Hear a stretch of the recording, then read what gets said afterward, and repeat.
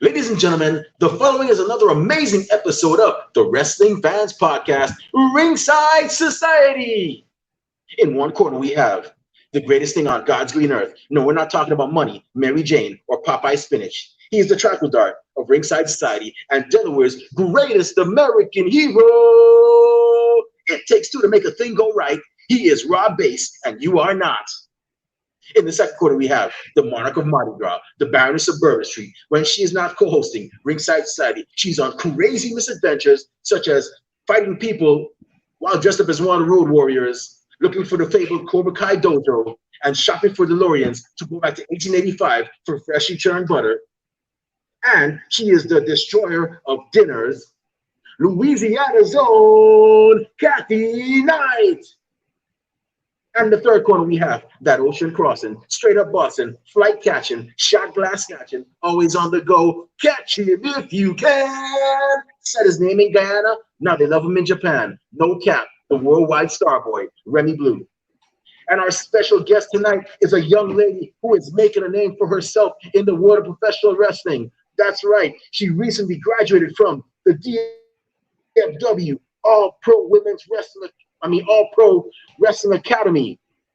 And she's faced people such as the Renegade Twins, who we just had on a couple of days ago, and second generation star Miranda Gordy. That's right, the daughter of the late, great Terry Gordy. Everybody, welcome to the show from New Orleans, Louisiana, the submission savvy strategist, Killa. That was awesome. Wow. How are we going to follow all that? That was crazy. Thanks. I try, I improvise. It's a little bit of Road Dogg, Howard Finkel with a touch of, I guess, Dave Penzer. And I just try to be as loud as I can and just hope for the best and I sound good, But thank you for actually coming on the show.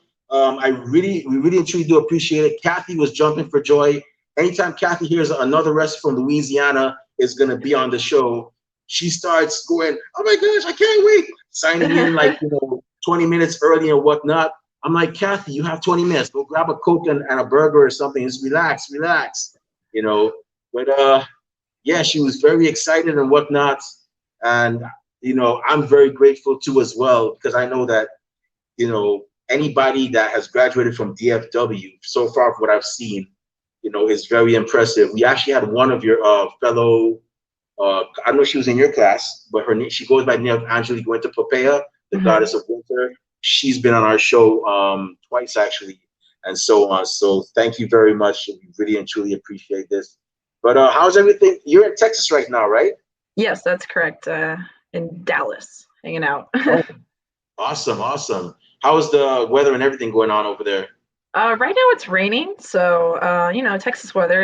It was super hot yesterday, and now it's raining. So I don't know. It's all over the place. Yeah, same thing here in North Carolina. I was going for my afternoon walk or my evening walk. It was after 5, and all of a sudden the rain just caught me, and I'm like, you know what? I'm gonna be sweaty anyways. Let me just go ahead and trudge through it. It is what it is. But yeah, you've been making a name for yourself, man. I mean, you've been in Mission Pro Wrestling. You recently debuted on AEW. But before, I go into that, I just have to ask. I ask like 99% of our guests this. What was the wrestling event or pay-per-view that made you become a fan of professional wrestling? Ooh, that's hard to think about. Oh, yeah, who dat? I think I started watching, honestly, kind of late. The first pay-per-view I remember was the hype for WrestleMania 23. Like, I believe that was with the whole, Battle of the Billionaires thing. That I remember that being a big thing. Because I saw them basically kind of hyping it up on the news, and that's kind of where I was like, what? I don't even know what wrestling is. It hasn't really been a thing in my family. So I got interested from there, and I started watching. So I think that was the first big pay-per-view I saw. Cool. I remember that. That was Donald Trump versus Vince McMahon, or not directly, but yeah, Bobby Lashley and Umaga. Yeah, I forgot the rest of that. Oh, that was the card where Kane body slammed not Andre the Giant. He body slammed Great Khali. Because I remember it, I was thinking, wow, it's been 20 years since WrestleMania 3. I wonder if they're gonna do anything significant for it, because that was like one of the most popular WrestleManias. And I remember like, they showed a like certain like comparison flashbacks. And one of the comparison flashbacks that they had was Hulk Hogan body slamming Andre the Giant, and then Kane body slamming the Great Khali. Yeah. So yeah, that was oh yes, thanks for reminding me, Ryan. Yes, Cena versus Michaels. That was a that was a great one as well. I almost forgot about that. But yeah, that was a pretty good one. So who are your favorites like growing up watching like professional wrestling? Who'd you enjoy cheering for and whatnot? Definitely, and at least I guess WWE, my favorites were John Cena, Randy Orton. I was a big Mickey James fan. I also was a big watcher of like TNA at the time. I was a big Motor City Machine Guns fan, a big Shark Boy fan, surprisingly, and some of the other talents they had there. Joe, AJ, all those great guys and stuff like that. And beyond that, like after like a year or so watching, I kind of got into more of like the independent scene, kind of watching stuff online with like Ring of Honor and Shimmer and stuff like that. So those are some of my faves. Yeah, you have great taste. I mean, TNA, nothing wrong with liking Shark Boy. I remember when I think somebody beat him up so badly, he started becoming Stone Cold Steve Austin. He was like, oh shit, yeah, I'm about to go whoop some ass, and I was like, okay. And hey, honestly, I'm an MCMG fan as well too. I enjoy the Motor City Machine Guns. My dream match, and I hope it's not too late for them. I would love to see. It's probably not gonna happen unless all three of them are in the same promotion somehow. I'd love to see a Motor City Machine Guns / Time Splitters stable or trio going after whatever trio's titles they can go after. I'd love to see that. And it's funny because you mentioned them. I was like, I remember Alex Shelley teamed with Kushida as the Time Splitters, and then I was like, man, I tend to overthink things sometimes. I was like, I wonder how Kushida and Chris Sabin would be as tag team partners. And then lo and behold, they end up teaming in Japan for the junior tag team tournament, and they did pretty good. Yeah. It was like they had great chemistry. So I'm like, wow, I guess all is well that ends well, hopefully I think all three of them did do one match together, but I like to see it like them go after like some 6-man tag titles, Yeah. I never say never, because like I never expected Shelley to show up in NXT for like that kind of one-off appearance. So anything can kind of happen nowadays. Like there's so much exchange of talent happening across the big promotions that your dream matches may become a reality, to be honest. So yeah, that's very true. I was surprised about that as well. So you mentioned Shimmer. Who were some of your favorites that you liked to watch as well? I know Shimmer. I've known of some like Melissa Anderson, Mischief. Yeah, Mischief's a big one. Mercedes, Sarah Del Rey. There's a lot of talented women. Like basically, I say like most of the major like women's wrestlers have all kind of gone through Shimmer, at least most recently. They've all kind of at some point or time, had a match there. So it's definitely a place where a lot of the top talent has gone through in the past and continues to go through.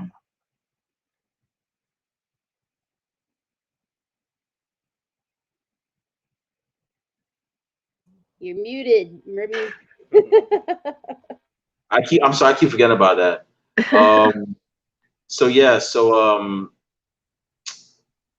Shimmer is like the place to be, and it's one of, you're definitely right about that. A lot of today's women in like WWE and AEW have gone through there, and I hope one day I can actually get to see a Shimmer show. I've seen a WSU show and a Shine show, and Shimmer is definitely on my list of promotions I want to check out as well too. And yeah, so now that you're a fan and you're cheering your favorites and booing the bad guys or bad women, bad girls, and you're going to shows. And I mean, have you ever, growing up, did you ever go to any live shows as well, or was it all just on TV and pay-per-view? No, yeah, I went to live shows. I went to a TNA house show, which was really cool. I went to Night of Champions back in like 2009, I think, whenever they came to Dallas. And then I went to a lot of like independent wrestling shows kind of in the area at the time. There's only kind of one, there was kind of two major promotions in the Dallas area up here, but I would go to basically that every Friday. Like I'd have my mom take me to go see the independent wrestling, which at the time, they're kind of growing up trying to be big stars. But now some of the top people that you saw from the indies, got to see Keith Lee and Ember Moon basically when they were just first starting out, only a couple of years in. So it's really cool to see how like they've grown now and stuff like that. Yeah, it definitely is. That's why I love indie wrestling. Like I'll never forget when I saw people know Ember Moon is Ember Moon. I know I'm one of the few that knows her, or one of the, I don't like say one of the few, but like one of those people that knows her as Athena.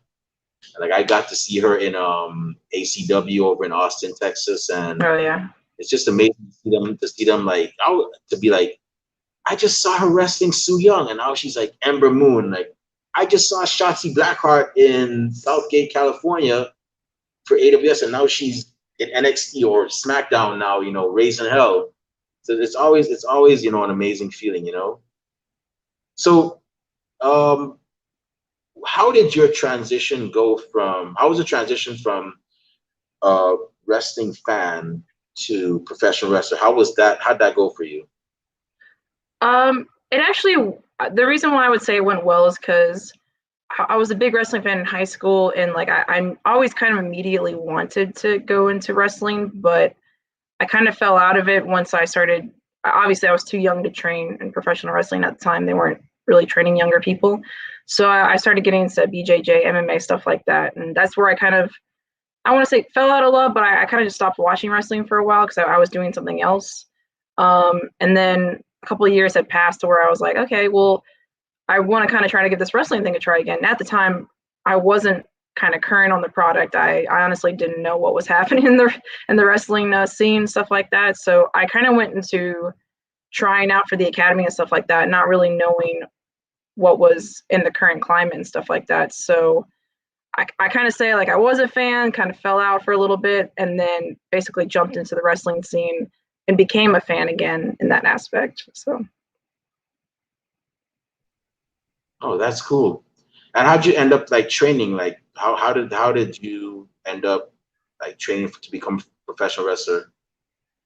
Honestly, I Googled it. I was like professional wrestling schools in Dallas and stuff like that. And a bunch of stuff, will pop up, and I kind of researched around, and how I decided on DFW All-Pro was that they do a tryout so you can kind of see what it's like, but also on some of their like posters, they had Keith Lee on there. And so I was like, oh, I remember this guy. Like he was always really good. So if he's on their stuff, this place is also got to be good, So that's how I kind of went about it. I went to a tryout, saw what it was like, and thought I can maybe do this. I've always wanted to be a wrestler when I was younger. That was like kind of my end all be all. But it seemed so far away. It seemed something like, you could never really accomplish this. Like, but now I was like, you kind of got to try it. You can't live your life, thinking what if. So I was like, I got to at least try it out and see what happens. And it's kind of just spiraled now to where I'm like, sometimes I'm like, wow, like, what am I doing? Like, kind of went from just trying it out to like, now it's 99% of my life. Yeah, and it definitely worked out for you, because now like, you're pretty much facing some of, pro wrestling's best and well-known names, like, Masha Slamovich. You teamed with Sei Shin, another up-and-comer who is, opening a lot of eyes. And y'all had a match against the Renegade Twins. And, you had you were wrestling against wrestled against Miranda Gordy, and so it definitely has paid off for you as well. What was your first match like? Were you like when once you finally finished training and you had your first match? How was it for you? I want to say it was like nerve-wracking, but also not super nerve-wracking. Like technically my first match, I was under a mask. It's kind of like a different character for a hot second. So it was kind of getting to, be somebody else who wasn't really yourself and kind of just focus on, the match kind of situation. So that was my first match. I was nervous, but once you walk through that curtain, it was kind of like this thing of, you know what you're doing. You've trained for this. You spent, at that point I spent a year, training and stuff like that. So I was like, even if I'm nervous, you just got to trust in your training. You got this, But then once I took the mask off, it was like, okay, now I got to be out there and they're all looking at me and I can't hide behind this mask in a way. So that was definitely more nerve-wracking, but trusting in your training and just believing in yourself, Awesome.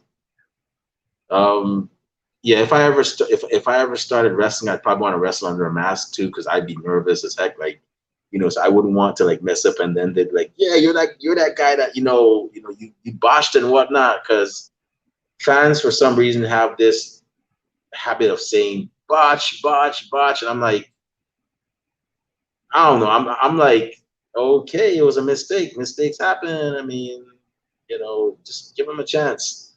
But yeah, that's pretty interesting. So you wrestled against Miranda Gordy, this second generation wrestler. Her dad was 1/3 or I think 1/5 whenever Jimmy Jam Garvin and whoever else joined the Freebirds. But second generation wrestler. She's the daughter of Terry Gordy and also the sister of one of Rob's favorite wrestlers, Slam Master Jay. I'm just kidding, Rob. But yeah, what was it like wrestling against her? It was really cool, and I actually have to give a lot of credit to that match happening, because it brought me a lot of it brought me on a good path, I'll say, because once we found out, we were gonna, be wrestling and stuff like that. Before then, I was actually training at the same facility that she was training at for a while. So kind of like having that match and stuff like that brought me more opportunities to go train at this place, which is the dojo in North Texas. So I currently still train there. So that's kind of brought me just a cool avenue to go into a different school and stuff like that and learn more stuff. So having that match with her, I credit, can't speak today, I'm sorry. I credit highly to giving me an opportunity to go train at this awesome facility. And I had a lot of fun getting to train alongside her, and she's awesome. She's a very skilled competitor. She brings something that like you don't see a lot with like women nowadays, is that like she's definitely like a powerhouse, and there's not many women in wrestling who are like powerhouses. There's a couple, but I think it definitely brings something different to the table, and she's definitely brings something like the intensity that her father was bringing before and stuff like that. So it was very cool. Yeah, I remember seeing her father back back in WCW, and whoo, man,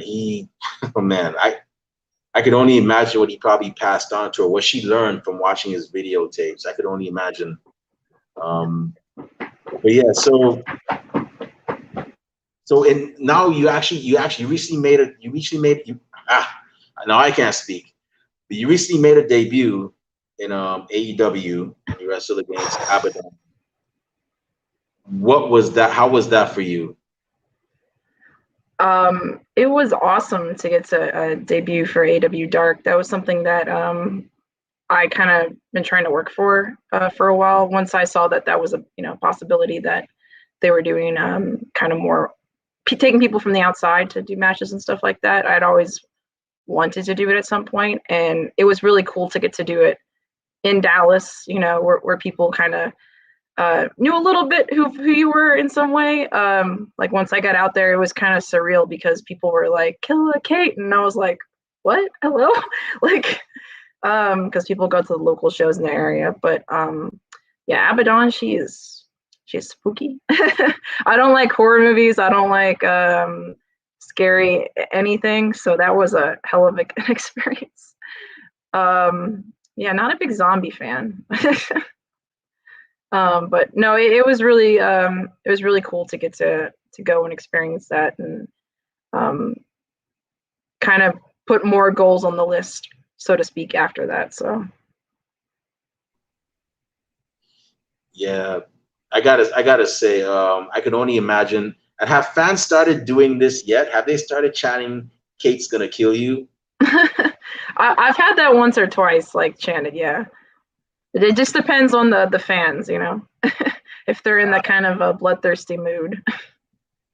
Yeah, hopefully that'll be a. I mean, it seems only fitting, you know, Killa Kate. You know, that you actually you know, have that chanted for you as well. That'd be that definitely fits. So they call you the submission. Sorry, hold on, give me a second. The submission savvy. Ah, gosh, submission savvy strategist. Yeah. Was that from your Is that from your BJJ background, like mixed martial arts?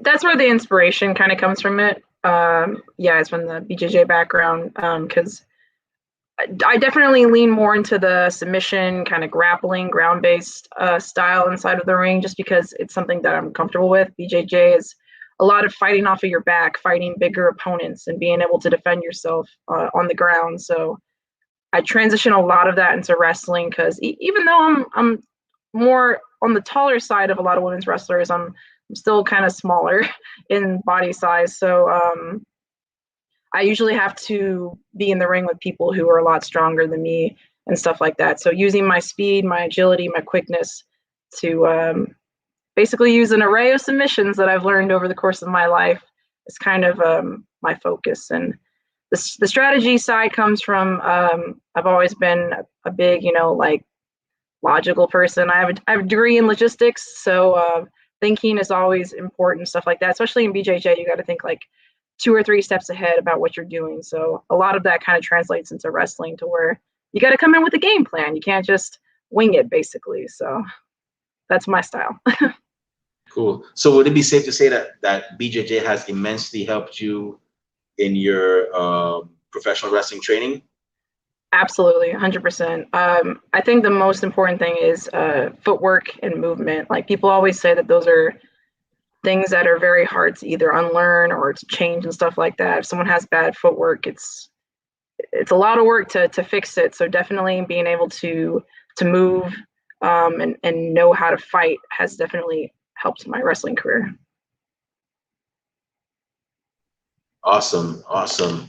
So I just got 2 more questions, because I know, you know, Kathy's itching to ask you a bunch of questions. Probably going to talk about new food in New Orleans and make me hungry and whatnot, like she always does. She owes me a po' boy, and she thinks I'm joking.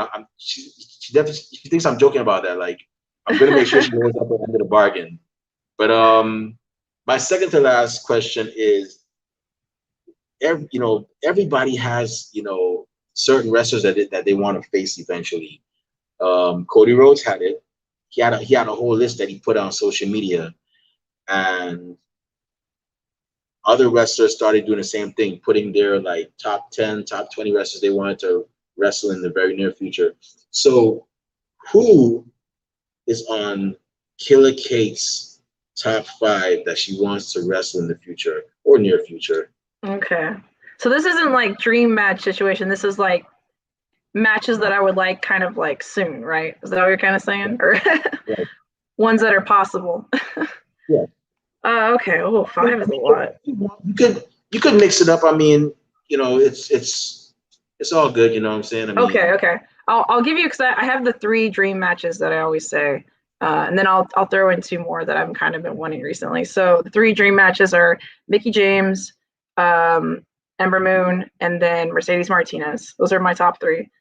So I don't know if they'll ever happen, but I almost got Mercedes, but then she got picked up by WWE. So best of luck to her. That's awesome. But other than that, I've really been wanting to fight this wrestler named Jordan Blade, who also has a BJJ background, except for she's strong. She's strong. She'd be throwing people around, kind of crazy. So I think that would be a really good match. Wow. I want to wrestle her. And then other than that, I can't think right now. I'm so stupid. Oh yes. I haven't wrestled Holodead yet. I was supposed to wrestle Holodead, and I got a concussion. So I would love to kind of make this happen at some point now. Holodead, nice. That would be that'd be a very interesting match as well. Another spooky person. One half of the Twisted Sisters. Mm-hmm. Yeah. Going to go off topic. I'm really hoping that eventually we get that. I'm crossing my fingers. I'm hoping that we actually get that Holodead is All Elite banner. Yes. Honestly, every single match I've seen of hers has consistently been one of the best matches on the show. She's very I don't want to even say underrated, because everybody knows she's good. It's just she just needs like the right eyes or the right opportunity, basically. Like, she's already there, basically. Oh yeah, I think it's gonna happen eventually. And hopefully they get some now that Thunder Rosa is signed in AEW. Hopefully we get some women's tag team matches, and and hopefully we get to see the Twisted Sisters compete for those titles and whatnot. But yeah, I'd say now is a great time for women's wrestling, and I definitely I'm very happy for you ladies. I've been wanting this since like 2013, and I'm like, they need more depth, man. Sign more indie wrestlers. Vince, stop signing the models, man. You got people like Mephisto out here, and all these other women. Like, come on, you could do it. And I'm very glad that now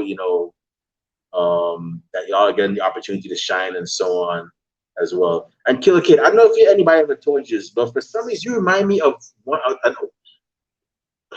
Rob and Kathy, and anybody else, help me out if you can. There was a tag team. One woman was from Australia, and the other one was from Japan. I think they were called the Global Green Gang. Her name started with K, but for some reason you vaguely remind me. Yeah, I forgot what her name was, but you vaguely remind me of her, and I was, geez. I think her name was Kelly. Geez, I forgot what her name was. Kelly Kapowski. No, that's Saved by the Bell. That's Saved by the Bell. I was to be like, Kelly Kapowski. She's not a wrestler.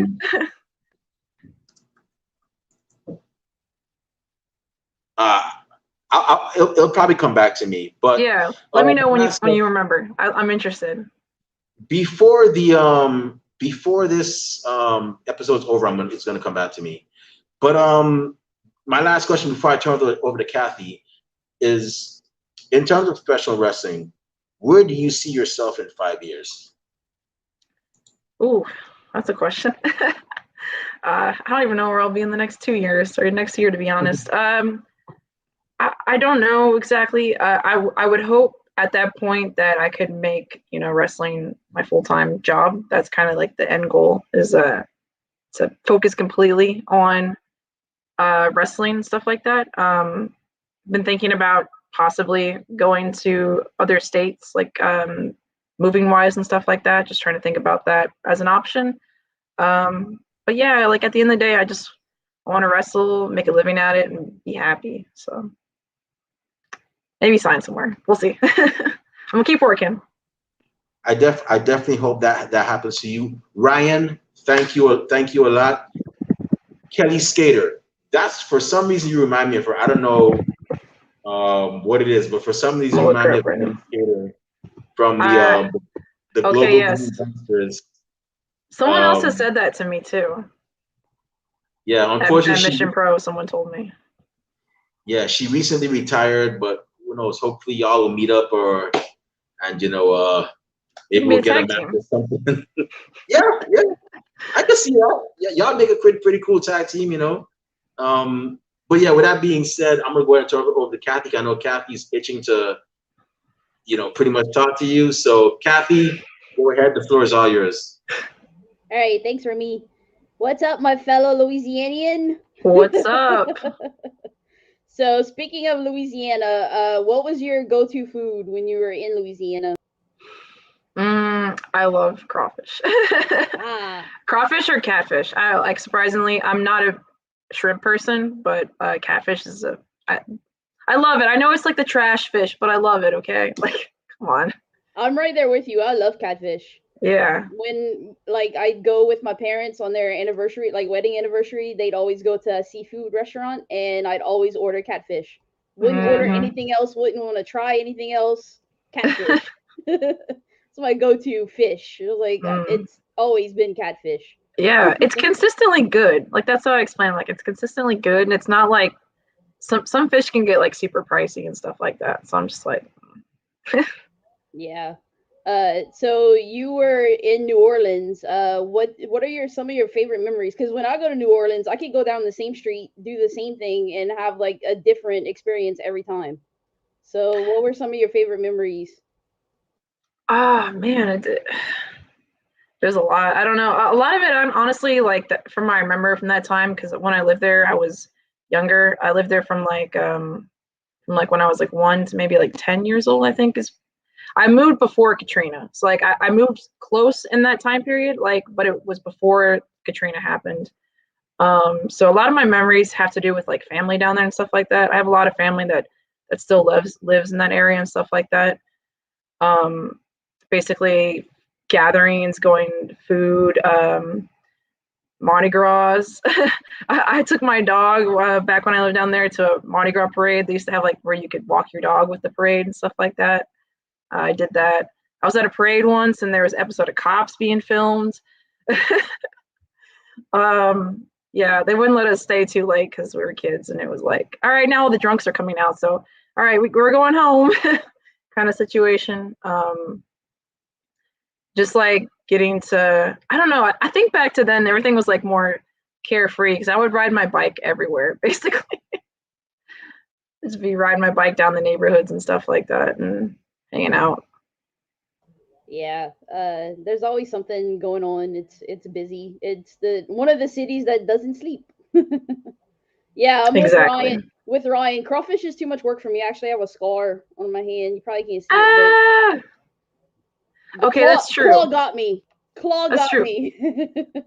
So crawfish etouffee, though, at least like it's already already did it. They did it for you. So yeah, that's a good option.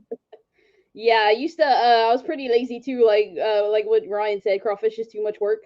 That was the main reason why, like as a kid, I wouldn't eat crawfish. I wouldn't touch it unless somebody had peeled it for me. But I'm like, yeah. So then, as an adult, I have a scar now on my hand. Oh no! The claw got me. Like those things are sharp. Yeah, it's kind of dangerous eating. Yep. People are always like, oh, it takes forever to like do it, and then it's like you get this little piece, and I'm just like, but it's so good. I know it takes forever. It's a lot for little pieces, but it's kind of worth it. yeah. That's how I think about it. So, your name's Killa Kate, and there's been a few people people come to mind. Killer Kowalski, Killer Cross. He's carrying Cross now in NXT, but you have an A at the end of your name instead of ER. So, like, what made you switch to Killa Kate instead of Killer Kate? Honestly, a lot of it came from so my coach gave me the name. He was like Killa Kate, and it's just like a nickname. This is before I was like officially going to wrestle. It was kind of like a couple months into training and stuff like that, because he found out that I could like freestyle, or I would write like rhymes and stuff like that in my free time, and since he also like was a performer and with rap and stuff like that too, he was like Killa. So it kind of comes from more of like the gangster rap style of like writing Killer. That's kind of where it comes from. Okay, yeah, that makes sense because you always have the headphones. You're always wearing headphones. So, Yeah, that makes sense. I take it as like it's just like a more like Killer is so like I don't know, it's like super intense. Well, I don't want to say Killa is more carefree, but it's more I don't know, not as like murdery sounding. It's more chill. Yeah. You're a chilled killer. Yeah, exactly. I'm a basically choke you out, but with a smile on my face. Yeah, there you go. More mellow. not Yeah, not so much exactly. psycho, but more mellow. Yeah. I don't want to be psycho. So, you were talking with Remy a little bit about your submission specialist, and I was watching some of your matches, and you have like your finisher is called Just Relax, and it's a sleeper hold. But I watched a match with you against Jordan Grace, and she actually beat you with a sleeper hold. So what do you do, Yes. or like what kind of advice do you give other wrestlers? Like when you get caught in your own hold and you get beaten, like how do you bounce from back? How do you rebound from that? Or like what would you tell somebody? Like how do you get out of your own move, basically? Yeah, man. I chalked it up to the fact that Jordan is like a 10-year vet at this point or something like that. I'm still more relatively new, and while I have a really great rear naked choke, I was not prepared for. I didn't think somebody would try my own my own thing on me, but I got to learn. She's a veteran in that aspect. Getting out of it, like the thing about the sleeper is that once you have it locked in, it really is hard to get out of it. Like you can ask anybody who's ever fought. Once there's no space and stuff like that, and once you're not having your hands up protecting to lock that in, you're done for. It's very hard to get out of it in that situation. So I understood. I respected. I've always learned, at least in BJJ and stuff like that, it's not a bad thing to tap out because you've learned something from it. You've learned, for next time, okay, I'm not going to let this exact scenario happen again. So it's not bad. You never want to be like, about to pass out. You're like, I'm not going to tap out. I'm going to be better than that. Or you're about to have your arm broken. You're like, I'm not going to tap out. Maybe I can get out of it. It's just smarter to tap out and learn from it, so that way you can improve next time instead of now you're in a sling, for the next 6 months and you're like, oh, well, that's how I think about that. Now, did you figure out a way how to get out of it in case somebody puts you in the sleeper hold? Because a lot of people do, like, they'll find a counter to their own move in case they get put in it. There's a couple different ways to get out of it. Like I said, if you realize what you're in before they officially kind of like wrap it around you, but once you're here and if you don't have your hands kind of in this area, it's really hard to try to swim in and create any kind of space. You're basically, unless you can throw them off of you, or you can, I've seen people, back me into the turnbuckle, and that's not fun. That hurts your back. So there's a couple different ways that you could theoretically get the person to release it, but it's really hard once it's fully locked in to just get out of it. Yeah, once it's in, it's over. Pretty much. So I first saw you in 2019 at Row on the Rise, and you've wrestled so many people since then. It's almost a who's list. You could pretty much ask, hey, has Killa Kate wrestled so and so? And it's like, yeah, there's very few people you haven't wrestled. So what have been your favorite matches so far? If just off the top of your head. Some of my favorite matches have been, my number one that I always go to is I had this match. It was at our first ever all-women show up here in for DFW All-Pro. It was me and the now Rache Chanel in the main event, and that was, to me, my favorite match because of that, and also because it was like our first ever all-women show. So it meant a lot to me in that aspect. Other than that, I really love getting to wrestle Janai Kai. down in Florida. That was a really cool match because it was a kind of, you know, ground game versus stand-up situation and stuff like that. And it was really cool to be given an opportunity to wrestle on WrestleMania weekend. Also, I've had some other fun matches. I got to wrestle Masha Slamovich up in Minnesota. She is ferocious, very hard hitter, gives no beep about anybody. You know, she comes out with the middle fingers. She's awesome, and it was really cool to get to wrestle somebody who's had a lot of world travel and stuff like that. And then more locally, you know, I've gotten to wrestle great people like Thunder Rosa, Baby D, just like the list goes on and on, basically. So very, very blessed so far of the matchups that I've been having. Yeah, it's been quite a list in just the 2 years that I've seen you. It's been a lot in 2 years, a lot of people too. So, you know, it's talking about Roll on the Rise, which I had first seen you at.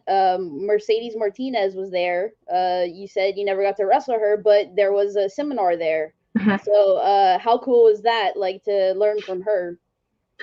It was awesome. Honestly, that was up on my list of like my top 3 or 4 seminars, like of all time, just because it felt like they gave us a lot of time to spend. You know, sometimes seminars are short because they're right before a show or something like that. So there's always a strict kind of like, okay, we have to end at this time. You know, even if things are going great and we're all like learning, we're like having a great time, it has to end at a certain time. But since they did like the 2-day seminar kind of situation, or maybe just the seminar and then the show the next day, it was like we had a whole day to learn and to get knowledge and ask questions and stuff like that. So it's definitely awesome. Basically, is the great opportunity and stuff like that to get to learn from Mercedes. And then Saraya Knight was also doing the seminar as well and stuff like that. So Yeah, it made me want to wrestle her really bad after that. I was lot like, of knowledge there. yes. Yep. Yeah, well, hopefully, maybe down the road you get to wrestle Mercedes. That'd be awesome. One day when I'm in NXT. There you go. Yep. So, speaking of wrestling, and Remy mentioned you wrestled Abaddon on AEW this week. You had a pretty busy week. You wrestled Abaddon. You were at a show on the 30th, this past Friday, called It Takes Two. Mm-hmm. And that was in Texas. And there were people like Moose and JTG and Matty Rinkowski. They were also there too. And then last night, you were busy again. You wrestled Phoebe. That was at the Texas All-Star Wrestling in Cypress, Texas, for the TASW title. Mm-hmm. So how did all of that go? On Friday, it went really well. It was actually a tag team match. Me and my partner, Corey O'Neill versus Alejandro the Lion and Murte Infernal. And it was it's supposed to be kind of hyping up a big match that we're having. It's like Team Cartel versus Team DFW on, I think it's like the 13th of this next month. Anyways, it's going to be a crazy match. Basically, if you've ever seen, I know TNA did it where they, you know, basically it was like the bare boards of the ring, stripped away the ropes to where it was just the metal, the turnbuckles were bare. That's what we're doing, except for it's going to be 2 rings, 8 people on each team. Yeah, I don't know what I've gotten myself into here, but basically, yeah. I used to be a part of the cartel, but I left after being on bad terms with their manager, Nastico. Yeah, I don't like that guy. He's not a nice guy.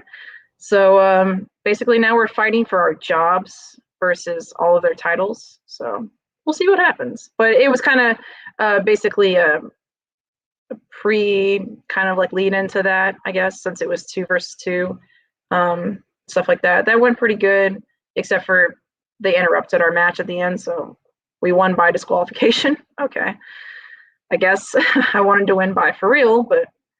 And then on Saturday, yeah, I got to wrestle Phoebe, which, you know, she's always awesome. And then defended my title, first ever TSAW All-Pro Women's Champion, and still have the title. So If anybody wants to come face me, come to Cypress, Texas.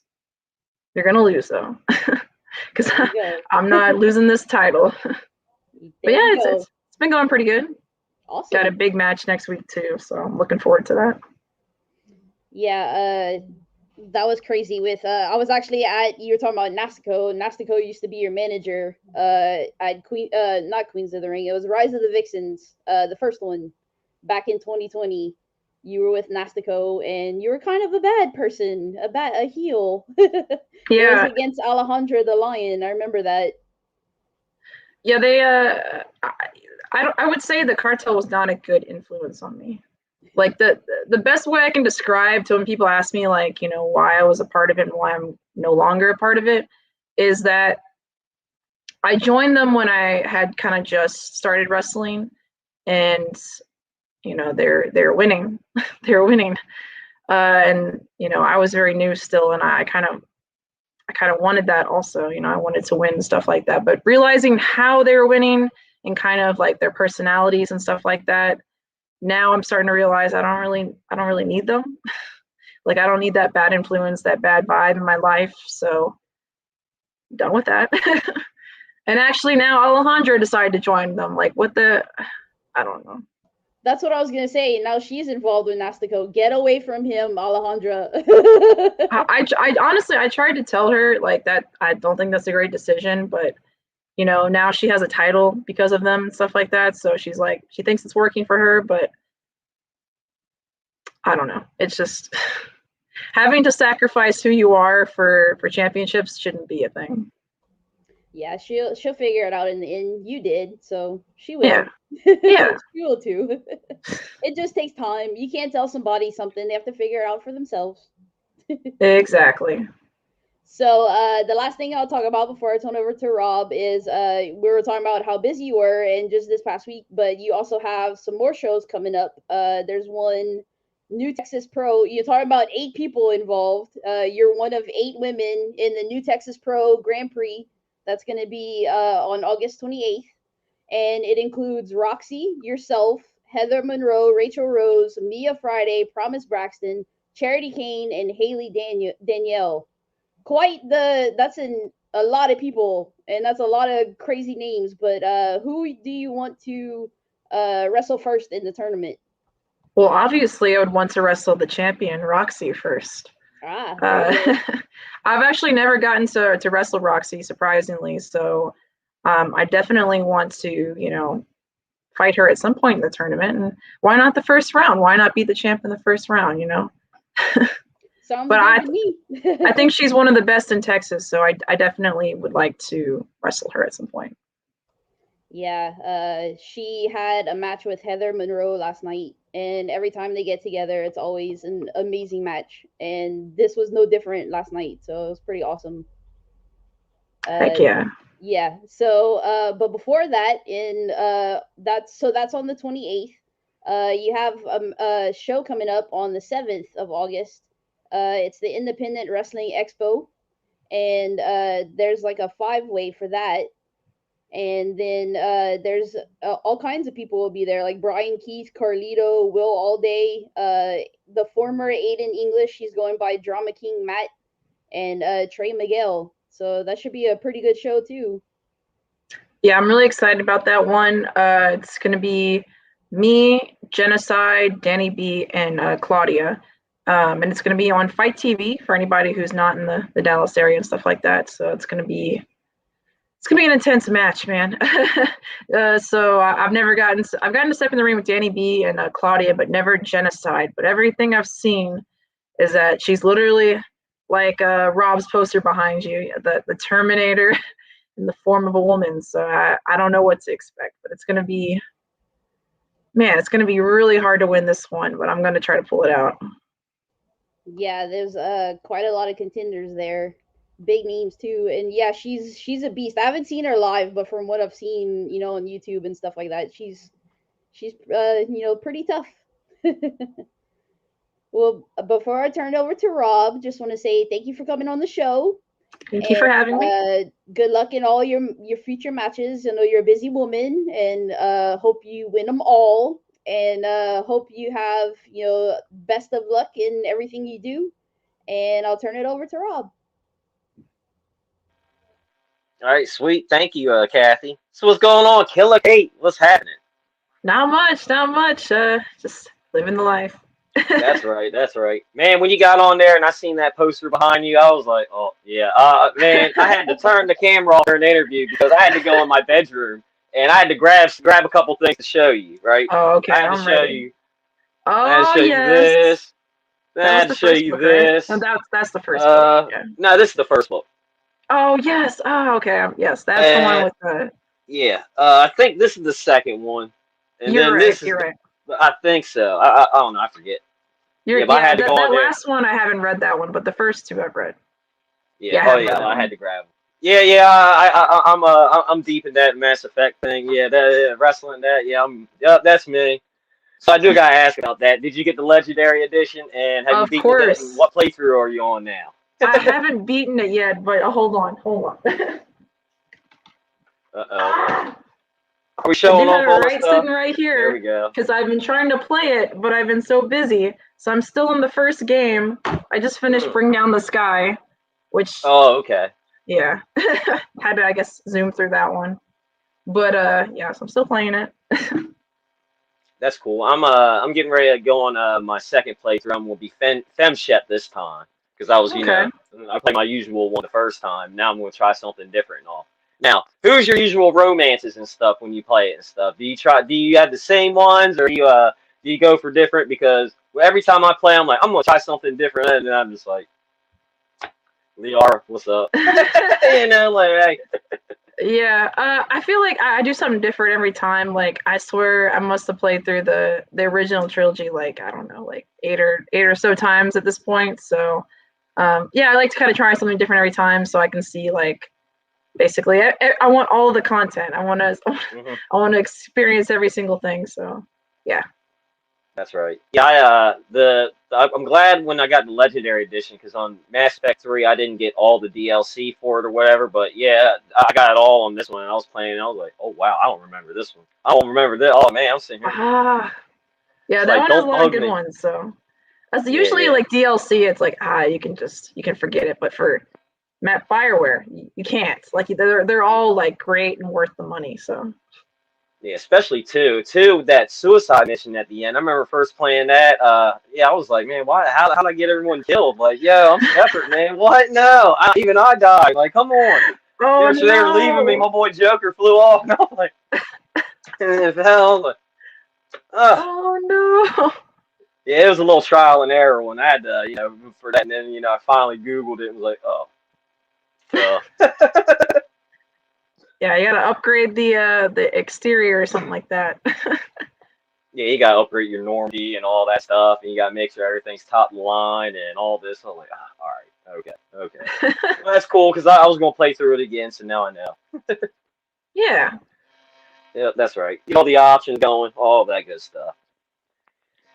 Now, you were talking earlier, like, moving from New Orleans to Dallas, where you're at now. When you lived there when you were younger, did you ever come across swamp monsters? Because I'm always curious about there down in New Orleans. You got swamps and all this stuff. I hear these stories and stuff.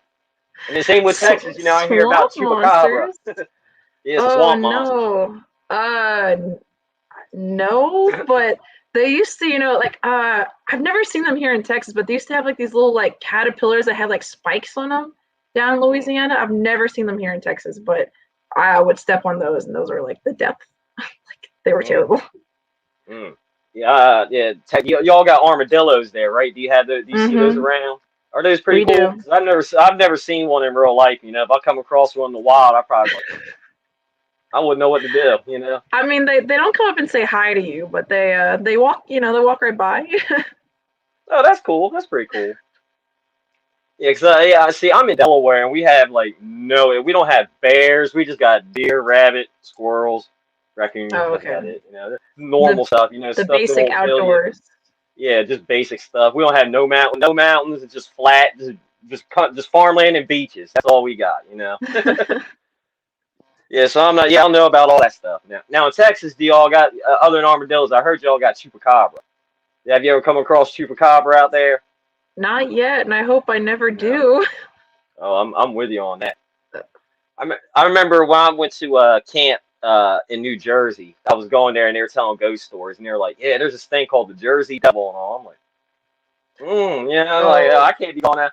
They're like, "All right, yeah, when you got to use the restroom, you got to go outside and walk there." It'd be like midnight. I'm like, "Yeah, can somebody roll with me or something, man? Just in case. I don't care, you know what I mean? There's some strange woods, you know what I mean? Like hours away from my mom and dad, you know. That's right. That's right.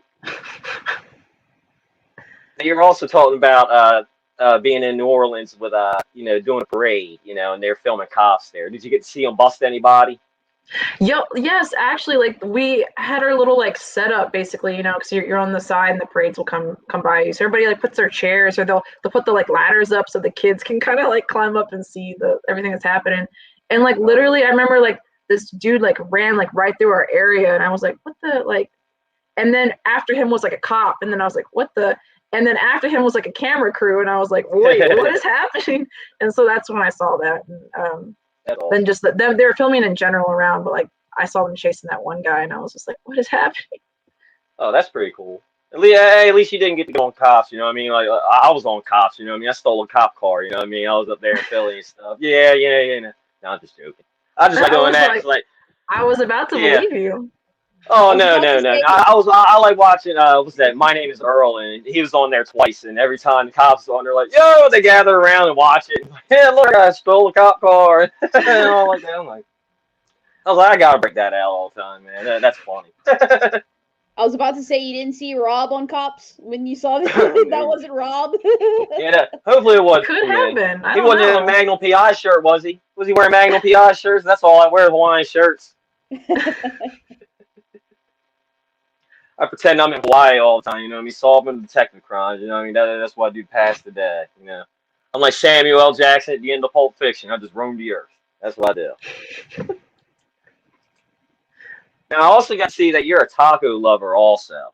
Yeah, see, that is my favorite food because they're like, smiles filled with meat and goodness and stuff, you know what I mean? I've never seen an unhappy taco. Have you? Yes. No, I've never seen, well, I've seen some sad tacos before, like if it's, it depends on the place you go to. Sometimes people don't make good tacos, but when they make really good tacos. That's right. That's right. Now, what's your favorite kind of taco? Are you a hard shell, soft shell? There's going to be some controversy.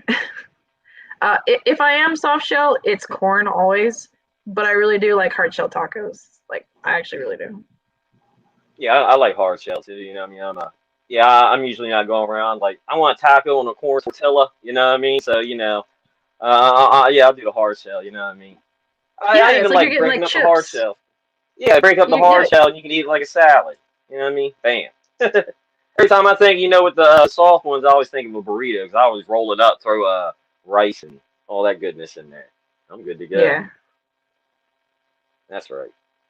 Now, getting back a little bit to the wrestling stuff and your Brazilian Jiu-Jitsu and stuff, like, what belt are you? Because when I watch your matches, you literally give your opponents, like, no time to breathe. You were, what my dad say, you were on the ass. Like, you go, like, they get up, and you're like, yeah, they can, like, trip you down, and you're just like, give me that arm, you know what I mean? Kimura, American, oh, yeah, you want to get a little knee lock right here, knee bar, okay, yeah, nowhere, they give you a finger and you're just like grabbing arms and pulling elbows out of joints. You know what I mean? Like, oh yeah. So yeah, what belt did you are you and all that stuff?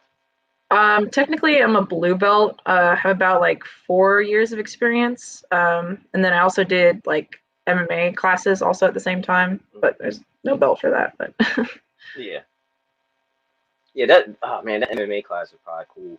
Yeah, seeing like I guess that Brazilian Jiu-Jitsu works and stuff because like you were saying earlier, doing that you're good on your back. If you're on your back, like yo, I'm good. I can do whatever. Like a lot of people doing wrestling through doing wrestling before. Be on your back is no bueno. You know what I mean?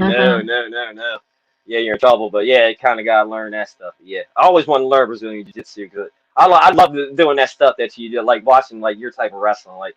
Oh yeah, you think you're gonna escape me? Get over here! You know what I mean? Yeah. Oh man, I wish like they had like DVD volumes of your wrestling. Yeah, I just love that type of wrestling, man. Just that submission, just Just grapple, catch. Oh man, it's awesome. Thank you. Oh yeah, no problem. Now, I also got to see you wrestle Jazz. Now, what was it like wrestling old Jazz? Like, Jazz is a legend. Like, when I was a kid watching ECW and WWE, like, Jazz, like, I was never going to mess with Jazz. She's still the same. She's still Woo. a badass. You Woo. still don't want to mess with her. I was actually really excited to get the opportunity to do this match because I wanted to wrestle for her for a while. And she was wrestling a couple of the girls up in the area and stuff like that. But then she retired, like I think right before COVID or during COVID or something like that. And I was like, man, I guess I'm never going to get to wrestle her. But I did get to learn from her a lot and stuff like that. And then she came kind of out of retirement with all the TNA Impact stuff that she was doing. And I was like, if we can make this happen, please, this is like a dream match right here. I just, I don't care what kind of match it is and stuff like that, tag match, fatal 4-way, whatever we got to do, to get in there with her. And then it turned into a singles match.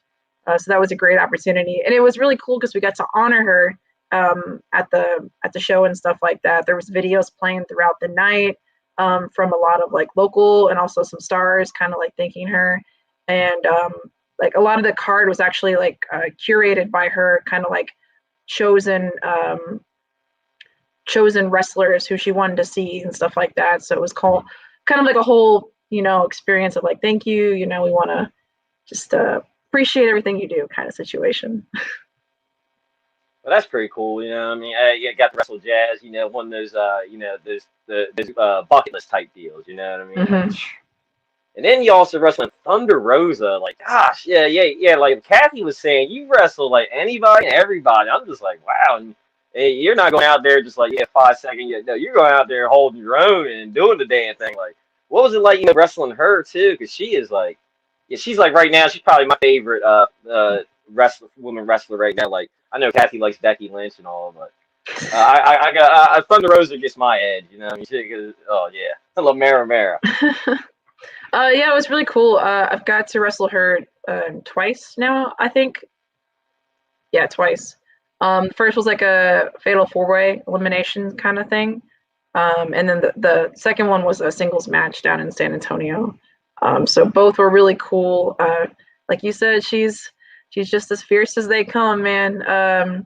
She's got a crazy chop. She's got this kind of super aggressive mentality inside the ring and doesn't let up. She's relentless. And that's how she is in real life too. She doesn't let anybody stop her from achieving her dreams kind of thing. And I'm really glad to see what's happening to her now and stuff like that. Yeah, it's pretty cool. I'm kind of scared to go to a show that she's at because when she was on here, she's threatened to give us some chops. Same with her son Anakin. Anakin was all like, "Yeah, come on, show, you can take some chops." I'm like, I pay money to watch y'all take and give chops. You know what I mean? I'm good. I got a bird chest. I had no meat. But he will make sure you go get chopped. He's gonna be like, that guy said he wants to get chopped. No, not me. It was that dude right there. It was him. He pointed somebody else. I'll fake an asthma attack if I have to. I don't care. I need to go outside, I don't care. I'll pull a medical car. I think you could handle it. You would definitely be sore, like for the next 48 hours at least. But you could handle it. I think you gotta believe in yourself, man. You can that's right. Yeah, I can deal with a handprint there. I mean, that's a badge of honor. You know what I Oh mean? yeah. Woo, yeah. Oh yeah. I don't know if I could do that, but yeah, maybe I could. I don't know. If I do, I'll just be like, Killa Kate told me, it gave me the confidence that that I could take a chop. Come on, Thunder. Pain is temporary. You got it. You got it. That's right. Pain is temporary. It's all mental. Yeah, it's the three. Yeah, I just got to be like Kurt Angle. It's the Olympics. I need intensity, integrity, and intelligence. You know what I mean? Give me those chops. Chop away. So, I do got to add, you were saying earlier, because your name Killa Kate, because I have written down here, you have an awesome name. You're telling how you got it and all. Like, do you spit bars? Are you always spitting bars? You know what I mean? Do you have a little notebook? Are you ever, recording yourself freestyling? Will I ever see you on Spotify so I can get a playlist of Killa Kate?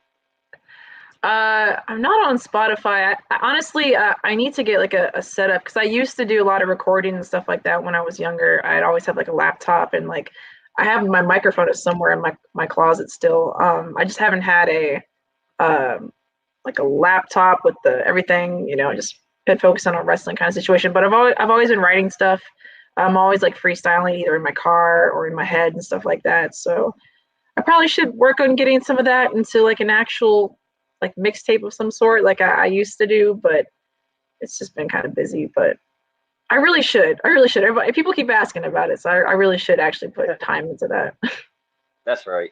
Yeah, see, I can't do that. I always watch people when I was growing up, like going to school, and they would like, freestyle each other. I'm like, I can't do any of that. You know what I mean? I can barely keep up with the stuff I listen to now. You know what I mean? Like, geez, come on. It's like my dream. I want to make a Michael McDonald cover album. I want to be on there singing, I keep forgetting we're not in love anymore. I want to do that. You know what I mean? Yeah. I don't know if I spit bars. I guess what I've always enjoyed about like rap though, like different from singing, that everybody's like, they're like, oh, they're not a good singer, or oh, like they don't like their voice or something like that. But rap, it's so up to interpretation of what people think is good, and more so of like, somebody could write something that's maybe not as like lyrically or I say lyrically, like not as like complicated. I try to think of like some more of the people who do like a lot of like complicated rhymes and stuff like that, and there's people who just do more basic stuff, but it's all about how you bring it together with the beats and stuff like that. So I just like it because it's a lot more creativity to be yourself and create music that you would enjoy or you would like, and telling your story and telling what you want to talk about and stuff like that. So I like that it's more open to interpretation sometimes, and like music, I feel like then it's more like, oh, they're not a good singer or this or that, and it's like, well, you can't tell somebody, I guess you could say I don't like your flow, but everybody has their own kind of flow, so that's what I like about that. Yeah, that's true. Yeah, no, that's all good. Yeah, because like when I first started, when I was a kid, they used to rap like it was like 2 Live Crew and stuff like that. They used to rap like like kind of slow rap, like right. And then as I got older, it was all like boom and all that, and they rap a little faster and all that. To now, how they rap now and stuff. But yeah, I kind of like the hip hop. I love hip hop. I always wish I could freestyle. Like, man. That, and I wish I could actually sing too. Like, man, yeah, I wasn't born with that, or drawing. I can draw stick figures, but that's about it, That's pretty much it. So, yeah, I do want to ask, oh, hold on, I lost my place. Yeah, since you've been wrestling, my bad. So you've been wrestling a few years and stuff. Do you have any, funny backstage road stories you can share? Something, crazy happened, maybe, somebody forgot their gear. Y'all had to loan somebody some gear, all that good stuff, and I've never had that situation. Gosh, I'm just trying to think about, like, there's just been so much that's happened on the road and stuff like that. Like, just crazy stuff. God, there's just so many. It's hard to think of like a story that like pops out, because they're all kind of like tied to like the road of like, for me to like try to remember it and stuff like that. I was trying to think of a really good story for you. I'm just like thinking about recently. Recently, I guess this wasn't like on the road story, but I went up to train with a station up in like Missouri, so we were hanging out like after the show that she was on or whatever, and she's like, okay, because we were gonna stay at her house. She's like, okay, I'll be over there in a second. I gotta go adopt a dog. And I was like, it's 1 o'clock in the morning. What do you mean you have to go adopt a dog? And lo and behold, she came back with a puppy at 1 in the morning. Man. I thought that was interesting. I guess that's not technically a road story, but it has to do with wrestling. That is pretty cool. I'm like, I love dogs. I have 3 beagles. I mean, can I adopt a dog at 1 in the morning? Where is this at, man? I know. I was just like, how did you get a dog at 1 in the morning? Okay. Yeah. All right. Well, I'm kind of glad it's not around there, because I'd come home with like, a box full of like puppies and all. I'm just like, look what I got. You know what I mean? I know. It kind of made me want one too. I was like, I want a dog now. Oh yeah. I'm like that guy. I mean, if the wife tells me, gives me $20 or something, like, oh yeah, go get some milk. I'll come back with magic beans and all. I'm like, yo, look, these beans are awesome. You know what I mean? And look, I got puppies too. I'm like, where the food at? You know, like, but beans and puppies. Like, yo, what's up? You know, like, hey. Now I do want to ask before we go, what was it like wrestling the Renegade Twins and stuff? 'Cause we had them on the other day, and they were pretty awesome. And they would mess me up when we were interviewing because they would do that little twin magic thing where they would talk at the same time, like, "Hey, how are you doing?" And da da da. And I was like, throw me off and stuff. And You're I'm like, is like, there what? an echo in here? Like, what is Yeah, I'm happening? like, what the world? Like, yeah, Oh messing no, me up. yeah, no, they're super cool. They cheated in our match though, so I'm not the biggest fans of them. I mean, they look really cool, you know. They look like an awesome tag team. Come out with their all black gear, looking like they're about to beat somebody up, you know, like the people in high school you didn't want to mess with kind of situation. But you know, they cheated in our match, so I'm not cool with that one bit. See, and a few, like hopefully in a few months, 'cause I'm doing like, you know, ref manager, all that, trying to learn that stuff, training and stuff. So maybe, you know, hey, if you're ever down, you know, Delaware East Coast way, you know what I mean, you need a ref, you know what I mean, I could, you know, maybe, you know Yes. what I mean, I'll make sure my spectacles are up to date so I can see around, you know what I mean, got to work on my tunnel vision, you know what Yes, I mean? we need refs who can see, who are paying attention. People be cheating I out might here. even, I know I might even spring for that. What's that? LASIK surgery where they shoot the laser in my eye, like in Final Destination. I might even, you know, I might even go for that. I might even go for that. You know what I mean? Yeah. Oh man. But I do want to say before I pass it on back to Remy and stuff, I want to say, you know, thank you for taking time out of your day to come on and chat with us. It's always great to chat with a fellow Mass Effect lover. You know what I mean? I love geeking out and talking about that stuff. Yeah, I love, you know, I mean, just, yeah, Mass Effect's great. I wish nothing but the best things happen to you, your family, all that good stuff. And I hope all your dreams come true, all that good stuff. And I hope we get you back in something for round 2. Absolutely, absolutely. And hey, new Mass Effect coming out at some point, so. Yeah, Killer Kate, thank you very much for actually, you know, giving us this opportunity. You know, we really and truly do appreciate it as well. I know Kathy does because, you know, you being from, you know, Louisiana, you know, she always loves talking to, you know, fellow Louisianans as well too. And now you got Rob here, you know, who's a Mass Effect fan. So yeah, thank you very much for actually wow, Rob, I'm surprised you didn't ask me anything about Star Wars or Marvel, man. That's a new thing, man. Normally he's all about, hey, have you seen The You gotta Mandalorian say something or from round 2. Yeah, You gotta say something part 2. We'll talk about the Hawkeye series coming out. I'm a big Hawkeye fan. Yeah, see when Hawkeye's out and it's been, we can have you back on. We can discuss it. You know what I mean? How it fits in and all the plans. Absolutely. Yeah. So before we let you go, Killer Kate, where can fans find you on social media if they want to find out when your next appearances, if they want to purchase merchandise? And where can bookers or promoters find you if they want to book you for their shows? You can find me at WrestleKate on Twitter and Instagram. In my bio, I have like a link tree there too, so you can also see all my other social media, my email, and merchandise links and stuff like that. So it's all right there for you. Awesome. So y'all definitely, you know, give this young woman a follow. You know, she's definitely doing big things, you know, in professional wrestling. By the way, you're actually part of our Dream Match Wednesday coming up. So hopefully you haven't faced this person. So Dream Match Wednesday is a thing where we actually pit 2 people that we think would make a great match. Actually, our first one was the Renegade Twins versus another pair of twins who I'm pretty sure you've heard of. The MK Twins. That was our first ever dream match. Yes. And they trained with us at DFW for a little bit, so I'm very familiar with them.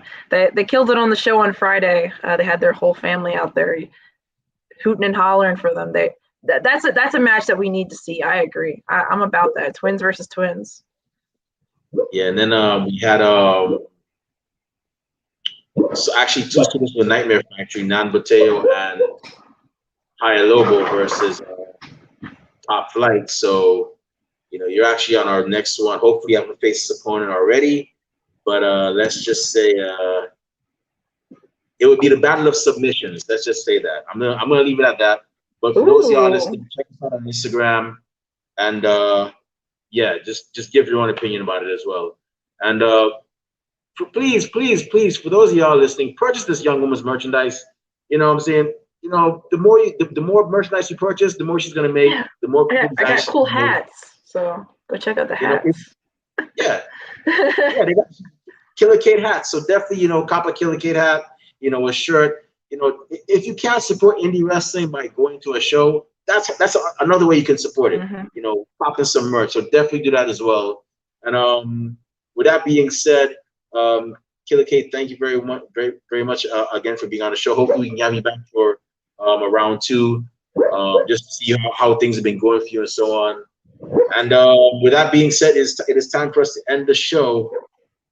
So, Kathy Knight, where can fans find you on social media if they want to, you know, talk wrestling, and or if they want to be on the show and whatnot? So I'm on Twitter, Instagram, YouTube, Twitch, and Discord, all at BLUE70517. Awesome. Rob Bass, how about you, man? Where can fans find you on social media if they want to, you know, talk wrestling, you know, be on the show? Where can bookers or promoters find you, you know, once you're done training to be a referee, if they, you know, want to hire you for your refereeing services? All right, you can find me on Twitter, Instagram, and Twitch at Rob_Base82, and then Facebook, YouTube, Rob Base. Awesome. And if you want to find me on social media, by the way, for those of you that hire Rob Base, if you give him a little, you know, money or some tacos, he might just call the match in your favor. But just kidding. But yeah, definitely, you know, follow Kathy, follow Rob. If you want to find me on social media, you can find me on Twitter at @TheRemyBlue, or you can find me on Facebook under Remy Blue. It's a picture of me at WrestleMania. I know you don't have a lot of cool things to say, but who knows? Maybe you'll get lucky one of these days.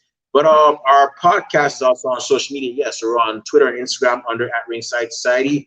We're also on Twitch under Ringside Society 2019. And we're also on Facebook. Well, yes, we have a Facebook group. If you guessed the name was Ringside Society, you guessed it correctly, but that's not our summer giveaway question.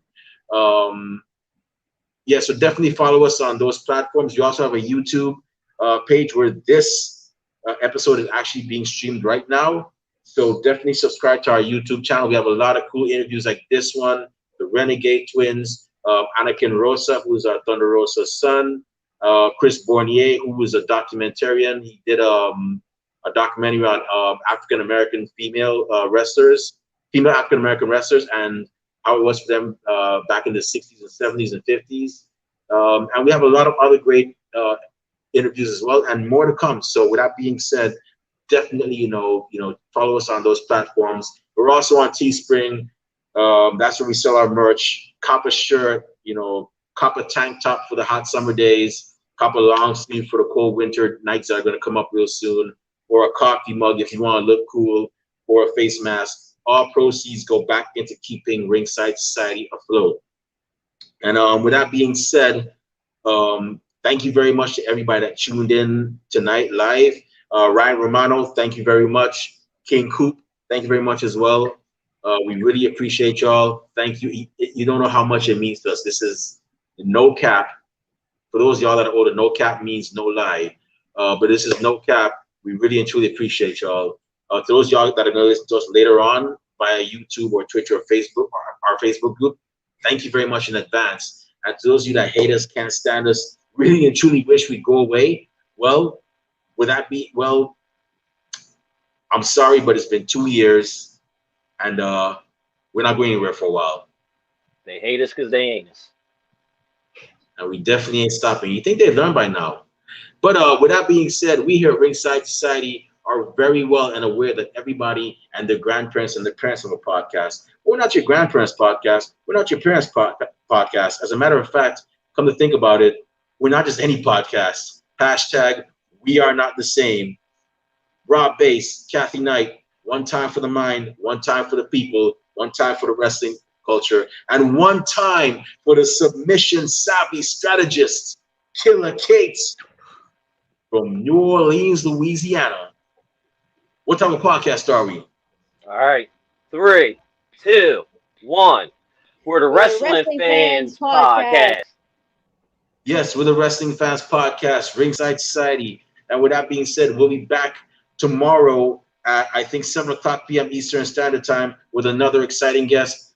Heck, our guest is actually going to be none other than Nan Boteo from the Nightmare Factory. He's actually the cousin of Haya Lobo, and he was on the first ever student showcase. For those of y'all don't know what the Nightmare Factory is, that's actually the training school that was run by Cody Rhodes and QT Marshall.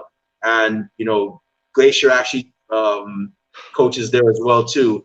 So definitely check them out as well. DFW is pretty awesome as well. So DFW All-Pro, check them out. They're doing big things, too, as well. So definitely, you know, check us out tomorrow because you won't want to miss out another impressive interview. But until then, oh, I forgot one more thing.